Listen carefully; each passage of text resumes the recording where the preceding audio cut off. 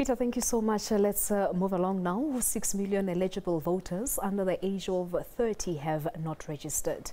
There is a general youth vote apathy in the country, more so with unemployment being the biggest driver of this trend.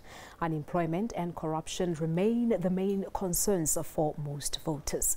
These are the findings of the Assistance for Free Research and International Cooperation. Africa creating a platform for communication. The research comes amid a looming election.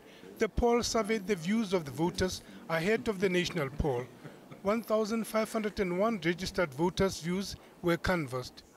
The research findings show 75% who say they will vote, 14% won't, and 10% undecided. According to the research, problems faced by 73% of voters in all provinces were about unemployment, corruption, and crime. After this, you have drug, alcohol, prostitution, poverty, and service delivery only come at the 6th position with 15%. All the problem as well was mentioned, like the living condition, the water supply, especially in region like Western Cape Town.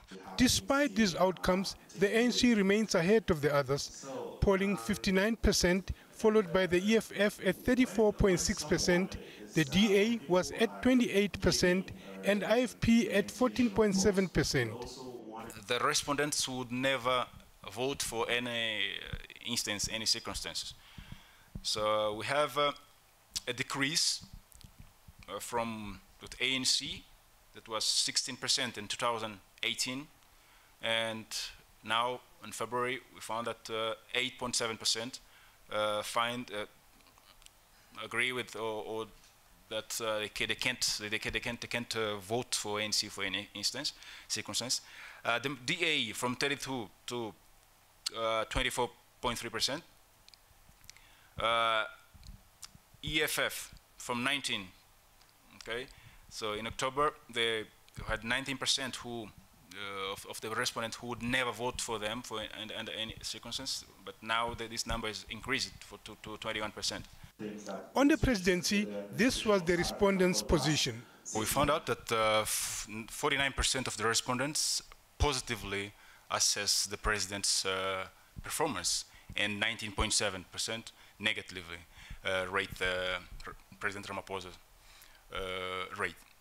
Okay, 55.4% of the respondents would like to see Cyril Ramaphosa to lead the country for the next 5 years, and 15.9% of the respondents do not want to see him in this position. The survey included people's access to information. Television was the most reliable source, standing at 63%, radio polled 39%, and newspapers 20%. The study, however, found that South Africa was a sound constitutional democracy with outstanding institutions. Lehana Tsotetsi, SABC News, Johannesburg.